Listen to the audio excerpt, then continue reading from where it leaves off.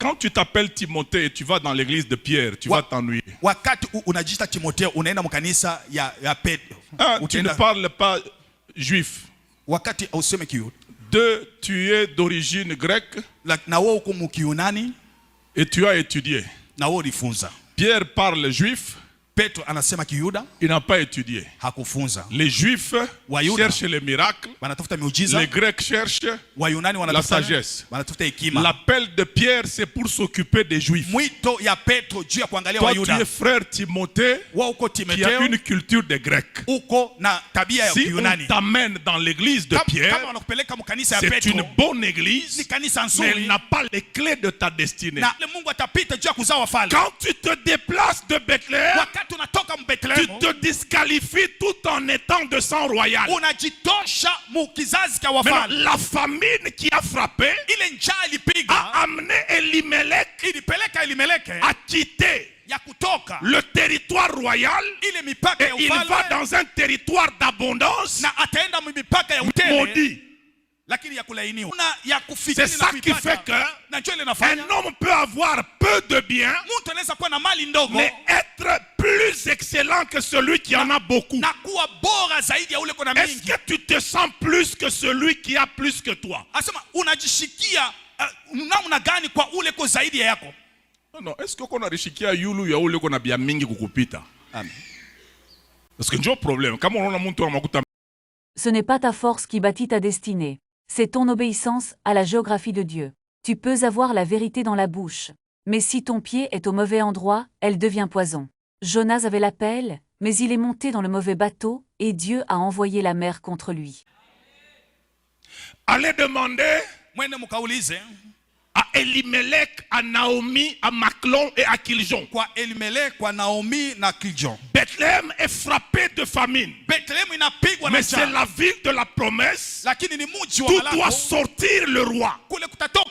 Et toi, Bethléem Ephrata, tu es certes la plus petite d'entre les milliers de Judas. De toi sortira pour moi celui qui devra paître Israël mon peuple, celui dont les origines remontent aux temps anciens, au jour de l'éternité.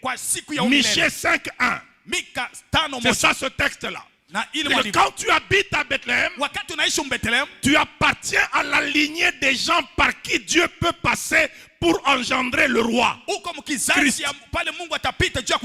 Quand tu te déplaces de Bethléem, tu te disqualifies tout en étant de sang royal. Maintenant, la famine qui a frappé a amené Elimelech à quitter le territoire royal et il va dans un territoire d'abondance maudit. Moab. Qu'est-ce qui s'est passé? Lisez la Bible. La Bible dit Elimelech mourut. Il est mort de quoi? Du mauvais endroit.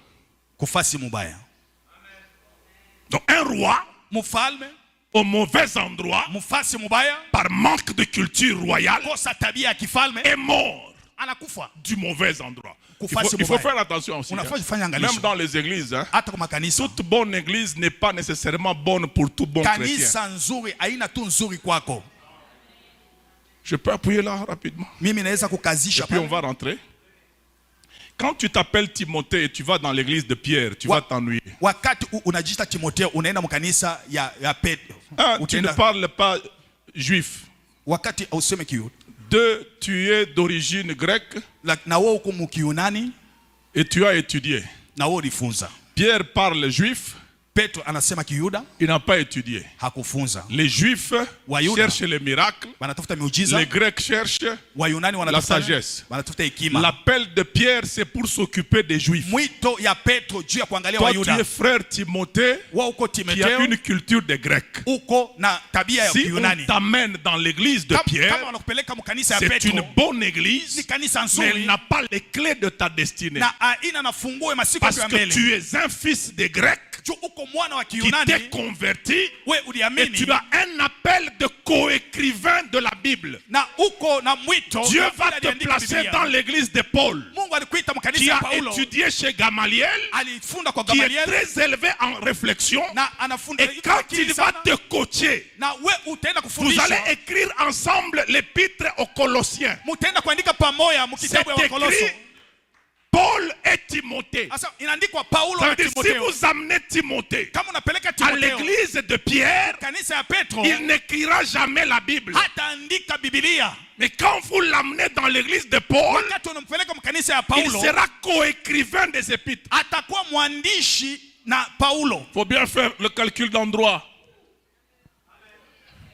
Je peux retourner? Je retourne, il nous reste 15 minutes. Vous vous étonnez, il reste 15. On peut y aller. Ok. Abraham a un problème. Son père lui a laissé une culture d'accumuler et ne pas perdre. Pour lui, s'il perd, il échoue. S'il accumule, il réussit. Mais dans la culture royale, l'exigence n'est pas l'accumulation. L'exigence, c'est la source de ce que tu as et la méthode de les avoir. C'est ça qui fait qu'un homme peut avoir peu de biens, mais être plus excellent que celui qui en a beaucoup. Est-ce que tu te sens plus que celui qui a plus que toi?